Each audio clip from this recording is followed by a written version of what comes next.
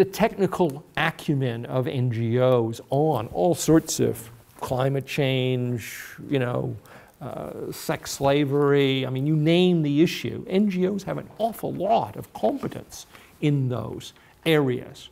And of course, in some ways, this reflects the same sort of trends that we see in other areas of globalization, that states have moved out of some of those areas, that they're not as competent as they used to be. Even Western countries aren't as competent in being able to deal with global issues. The bureaucracies are much thinner in most countries. The resources are much thinner. So there's a real sort of need. And I think in that regard, there's similarities between what you're seeing in formal summitries. These are kind of leaner, but they're also supposed to have the technical competence. And again, this comes back to the UN, is that of course this was the real sort of moment where the UN didn't perform particularly well.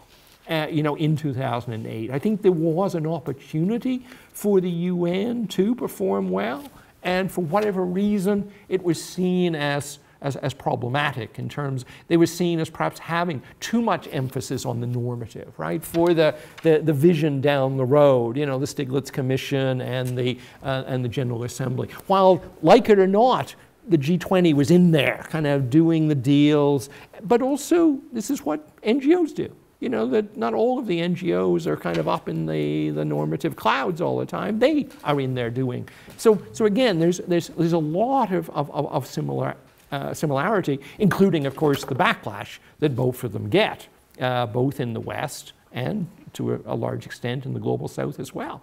And again, we have to sort of take that into account, that they're not all universally liked. Some constituencies that don't like the G20 also don't like NGOs intruding into there. I've done a lot of work on small island states, looking at things like tax regimes and so on, right? But you know, again, there, Oxfam isn't the flavor of the day if you're in small Caribbean states, because they kind of like doing things on a competitive advantage. This is how the only way they can compete is by having sort of tax regimes that are different.